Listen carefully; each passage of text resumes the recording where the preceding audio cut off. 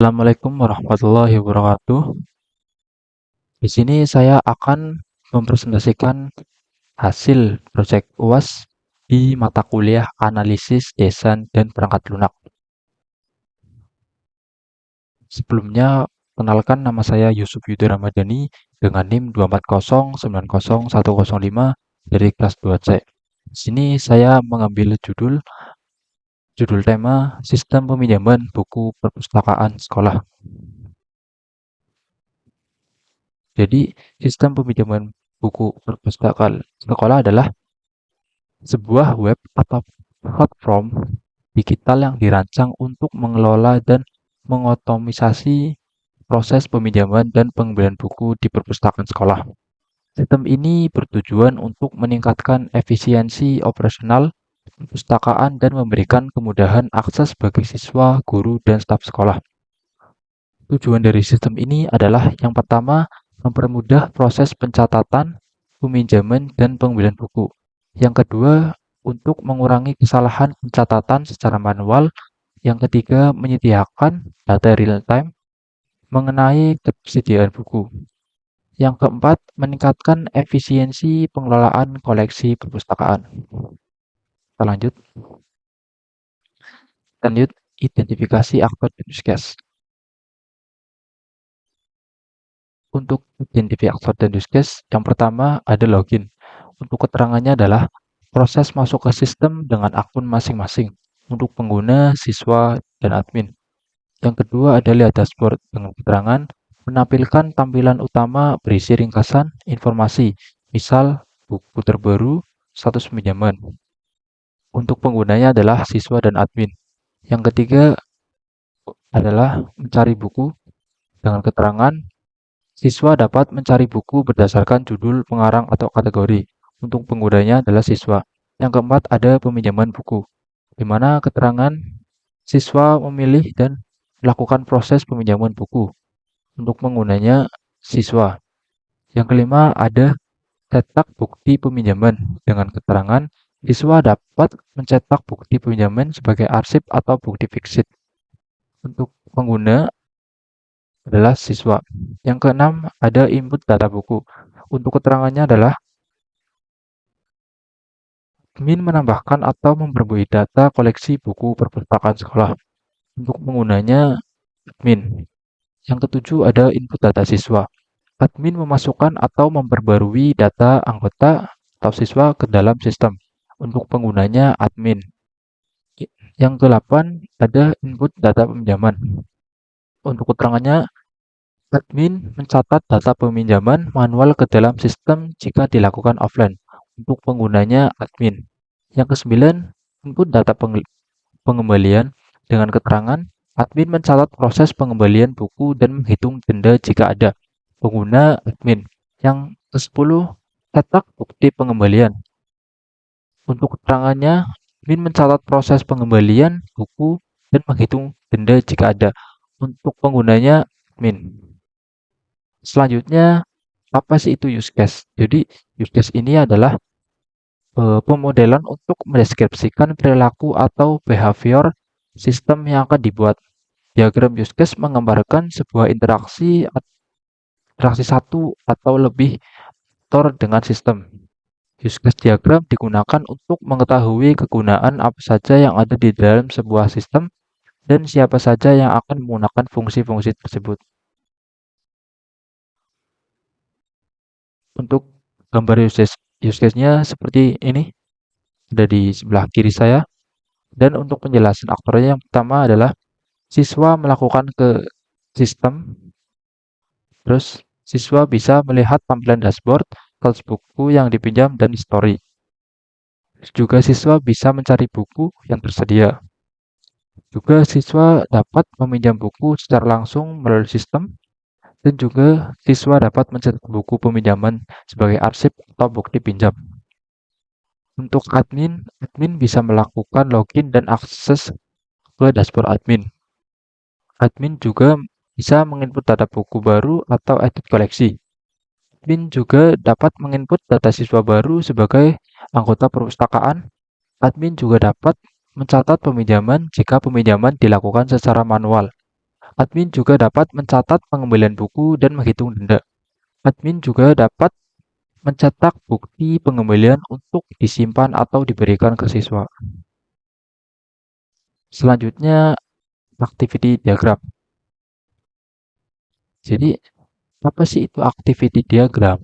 Activity diagram ini adalah salah satu jenis diagram pemodelan Unified Modeling Language atau UML yang dilakukan untuk menggambarkan alur kerja atau proses bisnis dalam sebuah sistem. Diagram ini menunjukkan urutan aktivitas atau tindakan yang dilakukan oleh sistem atau pengguna, serta bagaimana alur pindah dari satu aktivitas ke aktivitas lainnya, atau alat bantu visual yang penting dalam perancangan sistem karena memudahkan pengembangan dan kepentingan memahami proses yang terjadi di dalam sistem, baik secara linear maupun paralel. Untuk yang pertama adalah gambar activity login admin. Yang pertama ada dua kelas, yaitu admin dan sistem. Pertama, start, lalu admin masukkan username dan password. Setelah itu request. Nah, apakah admin benar melakukan username dan password? Kalau salah, akan diulangi lagi ke masukkan username dan password. Kalau benar, akan langsung menampilkan halaman dashboard. Selanjutnya, akan logout. Terus end. Terus ada gambar activity login siswa, di mana ada dua kelas yaitu siswa dan sistem. Yang pertama siswa melakukan start, terus eh, register. Setelah register, siswa melakukan masukkan username dan password. Nah, sudah punya akun, apakah siswa ini sudah memiliki akun? Kalau belum, siswa akan diarahkan ke register untuk pendaftaran. Nah, kalau siswa ini sudah memiliki akun, dia akan lanjut ke tampilan dashboard. Dan setelah menampilkan dashboard, akan logout. Selanjutnya ada gambar activity tambah buku, di mana ada tiga kelas yaitu admin, sistem, dan database. Yang pertama, admin melakukan start, setelah itu klik menu data buku dan pilih tambah buku. Setelah itu menampilkan halaman data buku. Setelah dari sistem menampilkan halaman data buku, dia akan ke admin lagi untuk klik tombol tambah buku. Setelah klik tombol buku, dia akan menampilkan form untuk menambah buku. Setelah itu, isi form untuk menambahkan buku dan klik tombol simpan. Setelah itu, mengirim data buku ke database dan menyimpan data buku. Setelah itu, menampilkan halaman data buku. Terus ada activity hapus buku. Sama seperti tambah buku, memiliki tiga kelas yaitu admin, sistem, dan database. Yang pertama, start, klik menu data buku dan pilih tambah buku. Setelah itu, menampilkan halaman data buku. Dari sistem ke admin, pilih buku yang akan dihapus dan admin mengeklik tombol delete. Setelah klik tombol delete, admin akan melakukan sistem menampilkan notifikasi tentang buku yang akan dihapus. Setelah itu, klik tombol hapus dan mengirim data buku ke database. Setelah mengirim, akan menyimpan data buku dan menampilkan halaman data buku. Dan selesai.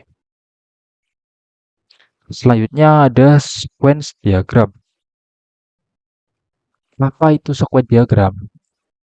Sequence diagram adalah salah satu jenis diagram UML yang digunakan untuk menggambarkan interaksi antar objek dalam suatu sistem berdasarkan urutan waktu.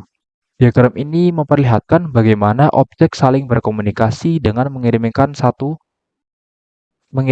pesan satu sama lain untuk menyelesaikan suatu proses atau aktivitas tertentu. Apa sih tujuan dari use case ini? Jadi yang pertama, untuk menjelaskan alur komunikasi antar objek dalam sistem. Yang kedua, untuk menampilkan urutan kejadian sequence of event dalam suatu skenario atau use case. Terus yang ketiga, menjelaskan proses eksekusi sistem berdasarkan waktu. Oke, selanjutnya ada gambar sequence diagram. Di sini saya akan menjelaskan alur interaksi dari sistem peminjaman buku perpustakaan sekolah. Yang pertama, eh, login. Siswa atau admin mengirimkan permintaan login ke sistem perpustakaan. Selanjutnya, sistem melakukan verifikasi ke database dan database merespon dengan data valid dan sistem memberikan notifikasi berhasil login. Setelah itu, aktor memilih opsi lihat dashboard dan sistem mengambil data dari database dan menampilkan data ke dashboard. Selanjutnya, siswa mencari buku. Sistem akan merespon peminjaman dan memberikan notifikasi peminjaman ke siswa. Setelah itu, admin memasukkan data buku ke sistem dan sistem menyimpan data buku ke database. Database akan memberikan konfirmasi simpan dan sistem memberikan notifikasi sukses ke admin. Selanjutnya, admin akan menginputkan data siswa. Data siswa disimpan ke database dan database memberikan konfirmasi dan sistem akan memberikan notifikasi sukses ke admin. Selanjutnya, admin akan menginputkan data peminjaman. Juga sistem memproses dan menyimpan data ke database. Lalu database memberi konfirmasi dan sistem memberi notifikasi sukses ke admin.